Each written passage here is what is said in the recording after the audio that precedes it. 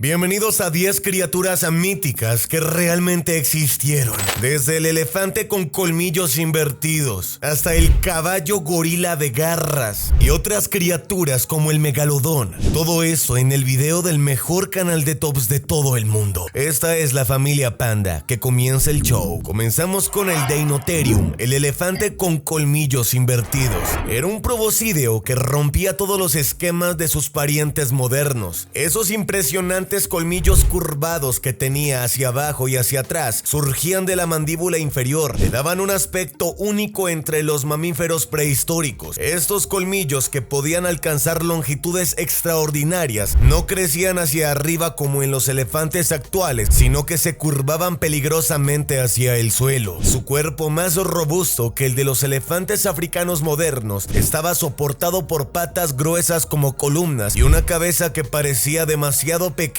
para su enorme cuerpo. Este gigante del Mioceno y Plioceno vagaba por bosques y sábanas, usando sus peculiares colmillos para desenterrar raíces y cortar cortezas de árboles. A diferencia de los elefantes actuales, probablemente los usaba como palancas para derribar vegetación o como herramientas para excavar en busca de agua durante las sequías. Vivía en manadas familiares, protegiendo a sus crías de depredadores como los primeros tigres dientes de sable. Su nombre significa bestia terrible, y aunque era herbívoro, los primeros fósiles encontrados hicieron pensar a los científicos que se trataban de colmillos de un animal marino gigantesco. Algunas culturas antiguas pudieron encontrar sus restos y crear leyendas sobre criaturas subterráneas. Su extinción coincide con cambios climáticos que afectaron sus fuentes de alimento. Continuamos con el caballo gorila de garras. El Chalicotherium era una criatura que parecía el resultado de un experimento evolutivo fallido,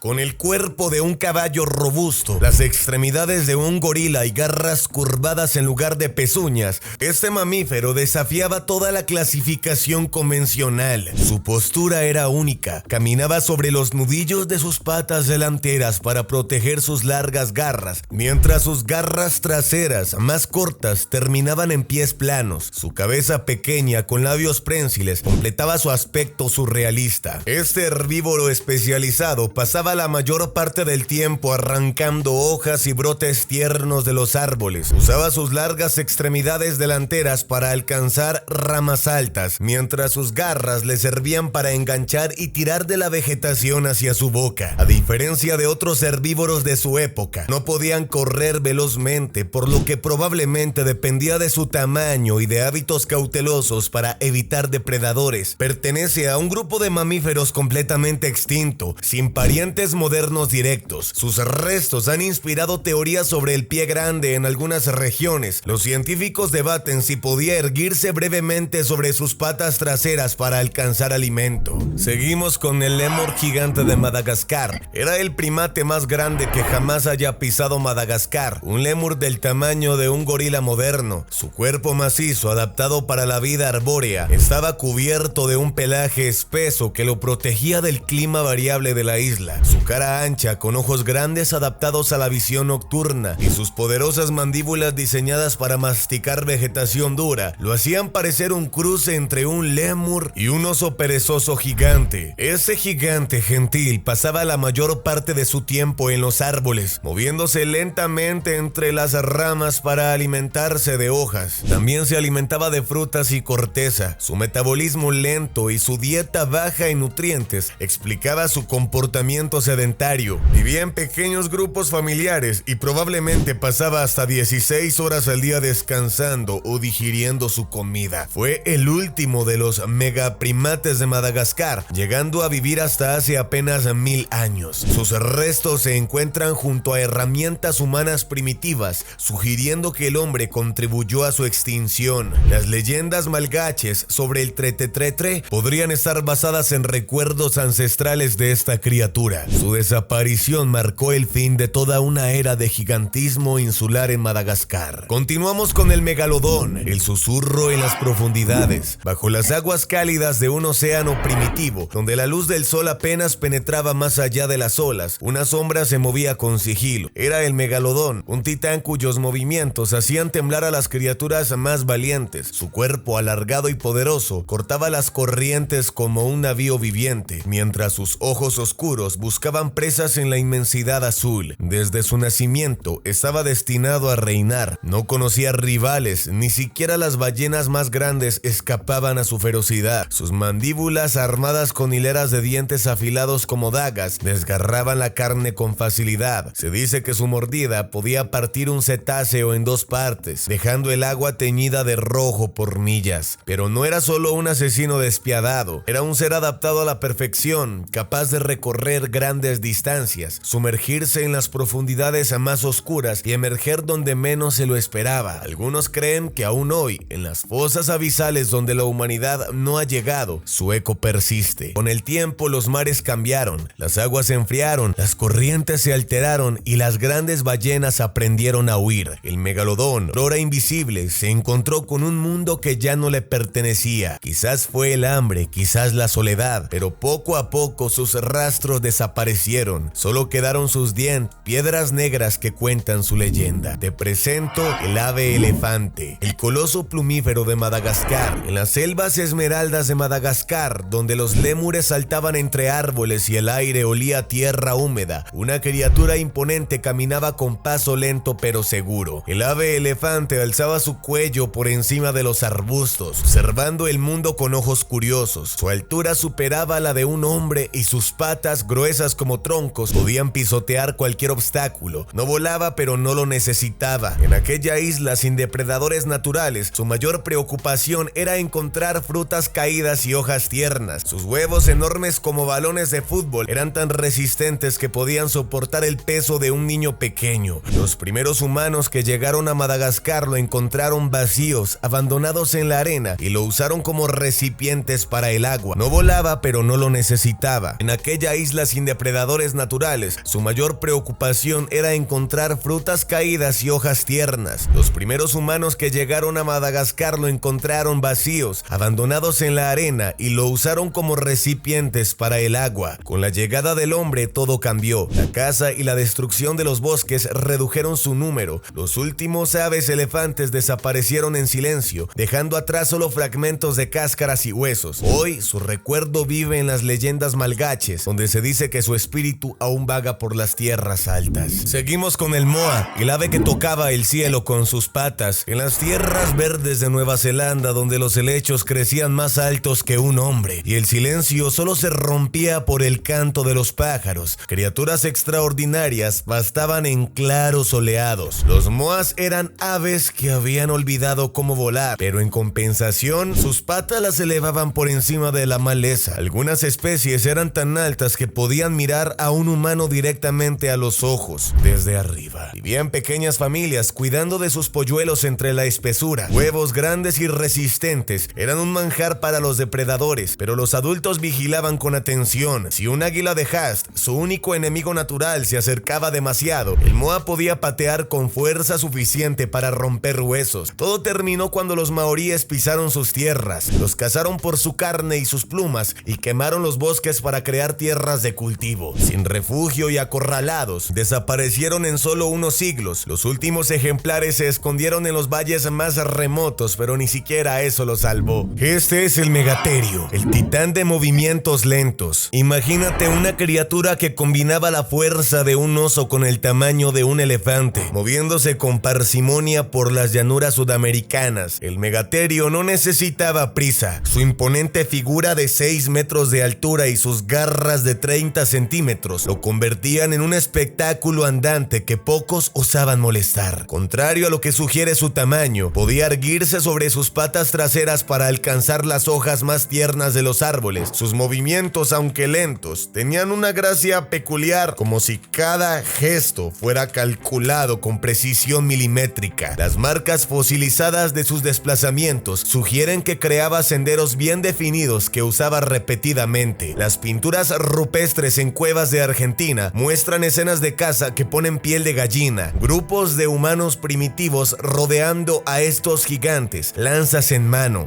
El megaterio, a pesar de su fuerza colosal, no pudo resistir la presión combinada del cambio climático y la persecución humana. Sus últimos reductos fueron las zonas pantanosas, donde sus pesados cuerpos encontraron refugio hasta que ya no hubo más refugio que encontrar. Este es el pájaro del terror, la pesadilla plumífera. En las llanuras de lo que hoy es Florida, una silueta espectral emergía del calor del mediodía. 3 metros de altura, un pico capaz de destripar un caballo de un solo golpe y patas que corrían más rápido que el viento. El pájaro del terror no necesitaba volar cuando podía perseguir a sus presas a más de 65 kilómetros por hora. En una época donde no existían los carros o cualquier tipo de vehículo para escapar de cualquier animal, este ser vivo era el más rápido que se había podido avistar. Los paleontólogos reconstruyeron escenas dantescas. Tras una carrera relámpago, atrapaba a su víctima con sus garras poderosas.